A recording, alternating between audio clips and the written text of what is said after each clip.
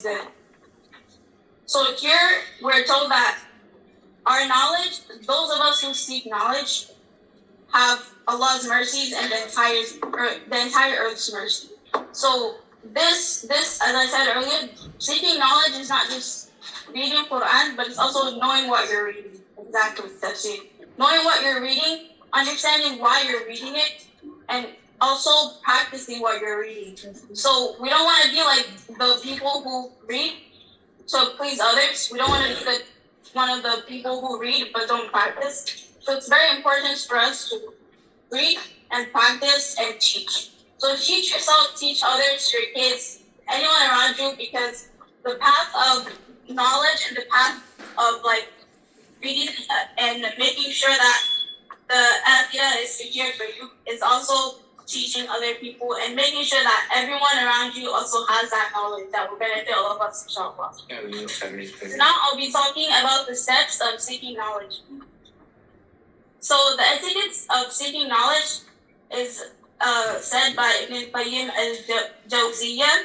It says that there are 6 stages to knowledge, but I want you all to take notes of the few that I'll mention because these are very important, and I've also mentioned them before this portion of my speech. Number 1 is asking questions sincerely and having the right intention. So if anyone knows scientific process, the first thing that you do is you observe and you ask questions. So the path of knowledge is not just Islamic knowledge, but it's also worldly knowledge, as I said earlier, right?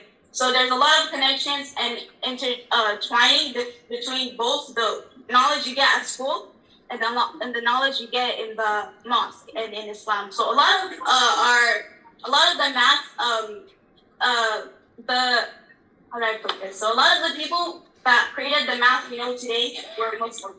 So it's very important for you to know that Islam, in Islam, knowledge is not just Islamic knowledge. It's not just Quran. It's not just hadith, but it's also worldly knowledge too, and math and science. All of those are good. A lot of our scholars, our past scholars, were also mathematicians and scientists.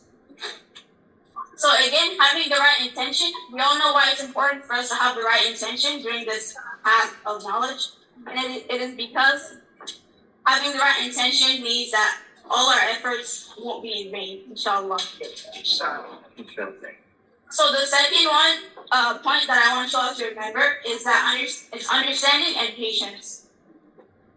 قال بل سولت لكم أنفسكم أمرا فصبر جميل عسى الله أن يأتيني بهم جميعا إنه هو العليم الحكيم.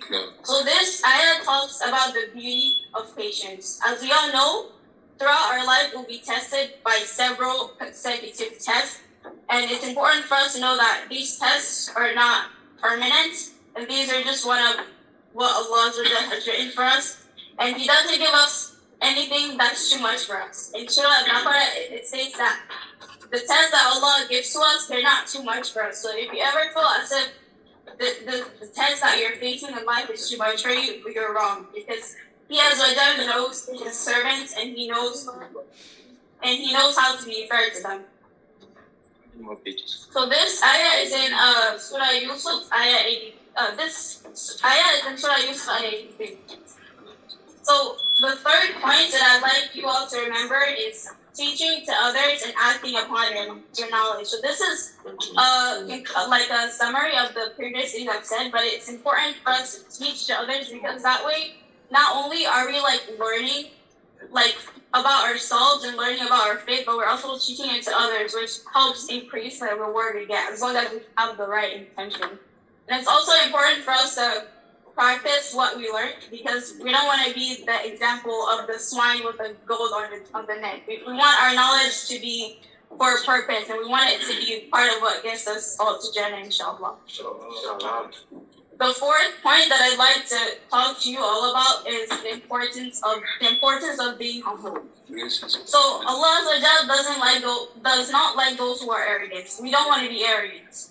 We want to understand that no matter how much knowledge you acquire in this life, Islamic or science and school-related knowledge, there's always going to be someone who knows a little bit more than you.